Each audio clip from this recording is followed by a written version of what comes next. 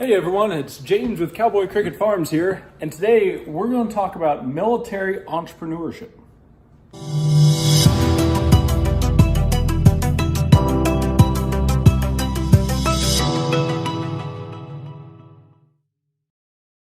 So, it's drill weekend, and that means it's time to leave the Cowboy Crickets building, and of course in the Cowboy Crickets rally car, because what else would a reasonable person do? And go to drill in Helena this weekend. We usually drill other places, but yay, health assessments. Shut up, car. Getting into this thing is a bit of work. Got to kind of wrangle your feet in here. Make sure you got all those straps up. So here's the deal. Being a veteran or someone still in the military, whether it's active or reserve, whatever, it's a little bit different, I think, in some ways, than being a business owner without that experience. For one thing, there's some disadvantages. I think a lot of people talk about that, but there's a lot of advantages as well. Recently, my friend Charlinda, who lives in Ohio and has a fantastic barbecue sauce company. It's called Mutt's Sauce. Just really good barbecue sauce. I don't know what else to say about it. Anyways, she's on LinkedIn a lot and posted something recently asking, hey, what do you think is different about being a military entrepreneur versus a non-military, non-veteran entrepreneur? Probably getting the wording wrong. And specifically, she didn't want to hear about all the bad stuff. You see, it's true. There's some advantages that you can have being a military entrepreneur. So we're going to talk today about what comes into play. I'm going to show you a little bit around what I do at drill. And we're also going to talk about the good, the bad, the ugly, and I don't know, everything in between. Also, before we get started, 2 organizations I really want to tell you about. There's some great places out there doing a lot for military entrepreneurs. However, 2 of them that we've used are Bunker Labs and Patriot Boot Camp. Those 2 are amazing. Highly recommended if you are a veteran entrepreneur or a military spouse. Look into it. They'll steer you in the right direction, give you the resources that you need.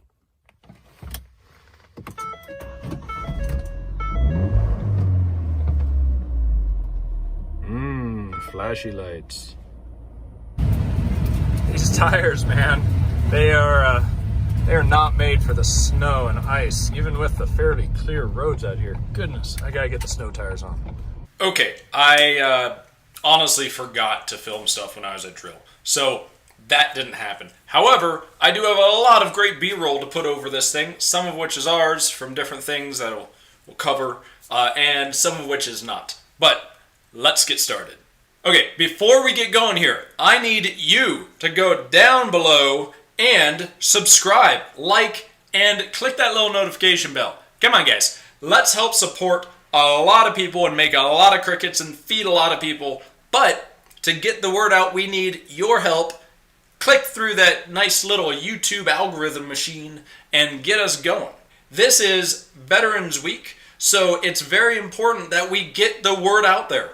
We're a veteran-owned company, and we want you to either know your rights and your privileges as a veteran-owned business, or if you're a civilian, understand what those veteran entrepreneurs are going through. So we're going to talk about the good, the bad, and the ugly of being a veteran entrepreneur. If we're honest here, the good far outweighs the bad and the ugly combined, but we do still need to talk about it, because it's not the same for everyone. What most people think about when they talk about being a veteran entrepreneur or the experience of being a military member with a business, it's almost always the bad stuff. So let's talk about that first, and then we'll get to that nice, shiny, bright part of the sky, the good. So right there in the middle, the kind of bad stuff, right, the just not super pleasant. We had things like distractions. You're away from your family a lot. You're distracted from your business. it puts a lot more work on you and your family. Those distractions and the stress that comes with it means that you may not always make the best decisions. Or maybe you try running your business like a military unit, and civilians don't always understand. Go ahead and try doing some NJP, that's non-judicial punishment, for one of your employees. Let's see how that works out. You think you can keep someone in their room? Can you maybe take away their rations? No. You're going to go to jail for that. That's very illegal. But in the military world, that's perfectly fine. So just make sure that you bring it in just a little bit and keep that focus going without maybe telling everyone they need to do push-ups. Additionally, many civilians do not understand the humor that we have. Pretty much anyone who's in the medical field tends to have a really dark sense of humor. Veterans are about the same. When your job is to do this, your humor is kind of over there too. So just keep in mind you might need to ring it in a little bit and not talk about blowing shit up so much. Also, a lot of your military skills don't translate perfect into the civilian world. And even those that are amazing skills to have, because of the nomenclature that we use, it may not really cross over very well. For instance, let's say you're a saw gunner. Now, your job is to lay down fire over here in your fire team, right? That's usually not going to come up in your job application at Lowe's, or if you've got a small business and you're trying to get a loan. However, you have also been taught to communicate effectively under stressful situations. That's something that you can put in there. Make sure that you take what you do and you translate it, because it will not make sense to most of the civilian population. Now, there's also the ugly side of things. Here we're talking about things like PTSD, depression, and some more tangible stuff like deployment or USERA. USERA is something that you may or may not be familiar with. If you own a small business or if you manage a location for a larger business, you almost certainly know what this is. The Uniformed Services Employment and Reemployment Rights Act protects employees that are involved with the military. That's fantastic. If you work somewhere and you're in the National Guard, you're in a reserve unit, you get deployed. Or even you're in the IRR and then you get reactivated, right? You're going to come back and still have your job, as well as any promotions you would have had. It's amazing. However, it means nothing if you own your own business. Do you think that when you come back, that promotion you're going to give yourself is going to be possible if you've lost every single one of your clients and your business is now underwater? No. There's a lot of people, unfortunately, that have lost their business because of a deployment. I know several personally, and there's hundreds, if not thousands, of other service members out there that have lost their business because there is no protection for them. Now, I'm not saying that there even should be. It's a really complicated issue. However, it's wonderful that if you work for someone, you have these rights, you have these protections. Just remember, if you're a veteran and you own your business, or if you're a key member of that business, it may not be possible for you to keep operating your business if you get deployed, or even just for training. I'll put a link in the description below to the website for USERA. It's an esgr.mil site, so you can go and read more about it there. Okay, so we got the bad and the ugly out of the way.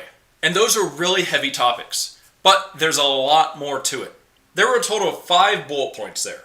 Distractions, away from family, civilians don't understand, PTSD, depression, and deployments in USERA. However, there's a lot more on the good side. I have an easy 8 points of goodness for being a veteran entrepreneur. Last time I checked, 8's higher than 5, so we win. Here we go. Okay, first off, experience.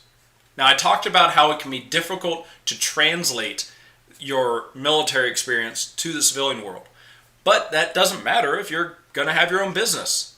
You may have to explain it to investors, you may have to explain it to banks, but generally they understand that no matter what your job was, it was stressful and you had to learn tough things. Most importantly, you have that mindset. The military has taught you to be comfortable with failure, to be comfortable with not eating much, not sleeping much, and that's a perfect entrepreneurial recipe. If you can take that mindset, take that experience, harness it in, and deploy that into your business, you can go farther than any of your civilian contemporaries could. You have a whole different skill set. Then, there's also organizations like Bunker Labs and Patriot Boot Camp. Both of those I'll have links for in the description below. See if you have anything coming to your area, a chapter in your area, somewhere and someone that you can connect with. There's many other great organizations out there for veteran entrepreneurs, and you should really look into your area. Many cities have specific ones, states have some. Sometimes they're funded by the government. A lot of times they're private, nonprofit organizations. Through organizations like Bunker Labs and Patriot Boot Camp, we have met many, many people. We've had great connections, found new clients, and also found many other people to help us in our business and reinforce those weak points.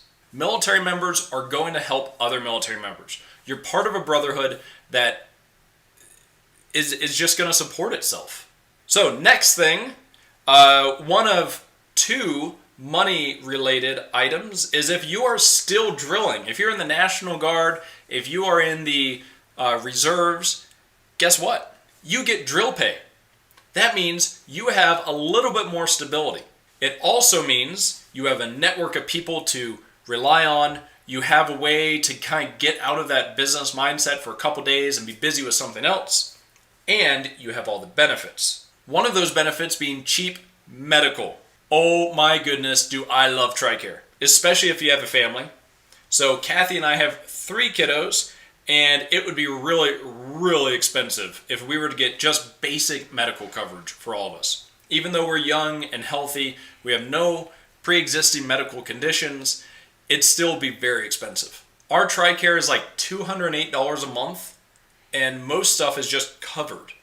You can't beat that. That's amazing. So not only am I getting my drill pay, but I'm saving easily $1,000 a month just on healthcare. That's something that will help you in your business because you don't have to worry about going out there and trying to find expensive medical that's just going to eat into your bottom line. Speaking of your bottom line, you've got your business finances and your personal finances. The biggest problem is people don't separate them and really think independently, can I run this business or can it pay me? If you are a disabled veteran, then you should be receiving a benefits check from the Department of Veteran Affairs. If you do this, guess what? You have a tax-free retirement that you're taking right now. That means you can go farther and farther without taking a paycheck from the company. It's helped us. My drill pay is about $500, $600 a month on average, and then Kathy brings in another $1,700 a month just from her VA benefits. This means we don't have to have another job. We don't even need to take a paycheck. We can take all that money and roll right back into the business and keep growing this thing. That is a very, very unique opportunity that we have as veteran entrepreneurs. Other benefits? Free school.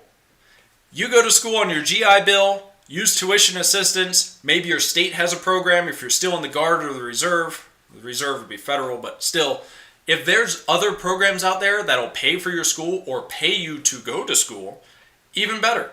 You're not going to be burdened with all that student debt that many, many other people are. And it will make a difference on your resume for jobs as well as when you're applying for bank loans. If you have a bachelor's degree, the fact is people look kindly on it. Whether or not you actually need it, whether it's a useful degree, that's a whole separate matter. But people do want to see it.